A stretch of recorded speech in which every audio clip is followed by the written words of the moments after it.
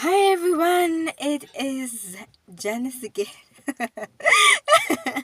and so we are back with another segment, still expanding on anxiety and depression. And just a disclaimer that we are not in any way any professionals or in Yep. professionals in the field of psychology. We are merely speaking on lived experiences. And like Auntie Daphne has stated, she deals with school children on a daily basis, and she knows what they face and what they go through. And we cannot be ignorant about the fact that school children, as young as they are, do face challenges. And even in our adult life, we face challenges, but we might be and adults may be better equipped to deal with challenges, but not as much as school kids are. And in some cases, in most cases, it is of vital importance for parents to play an active role, right? Thank you. Yebo. Children, parents need to play a role, and that will extend to identifying signs and symptoms. It's easier to identify them at an earlier stage, where then we can try and remedy the situation even before it becomes even worse. Symptoms could include appetite, loss of appetite.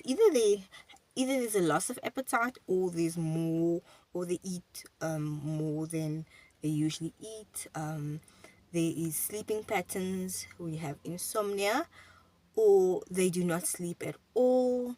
One of the symptoms of them losing interest in activities, and sometimes they lose interest in activities that they actually love. So if you have a child that loves playing rugby, and that it has a passion for rugby, and just loses that interest, that is a red flag.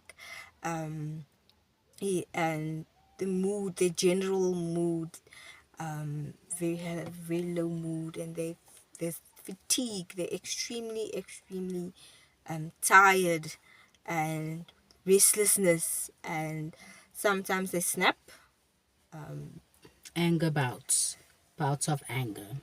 Yes, Withdrawal outbursts. symptoms too. If they would withdraw from things that they loved before, and now they don't do those normal things. They don't do this homework, this schoolwork.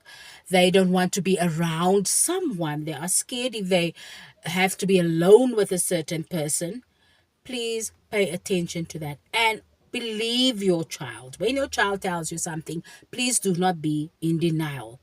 Believe your child, listen to your child, and then if you don't understand yourself as a parent, go for professional help. Go to someone who knows how to deal with such cases.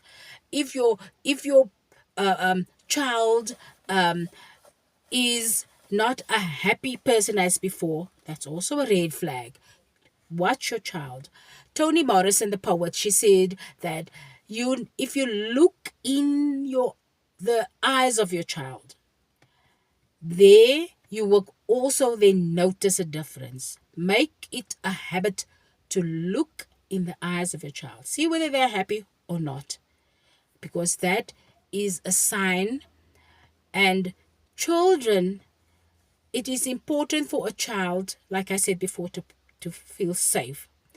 If you do not have the skills, please go talk to someone how you can deal with the situation. Our children, sometimes they cannot verbalize, but their actions and their reactions says a lot. And do not leave the situation as such. Adults, if a problem and trauma is unresolved, that child can take it into adulthood still unresolved, and then they will always be angry. Sometimes you will see it when they are angry. Sometimes they have masked anger. They have anger inside, but they don't really show it. but they are very, very angry and very unhappy. So it must be solved from a very young age. And also, as a parent, pay attention to every detail. Mothers have a sixth sense, I believe that. So tap into that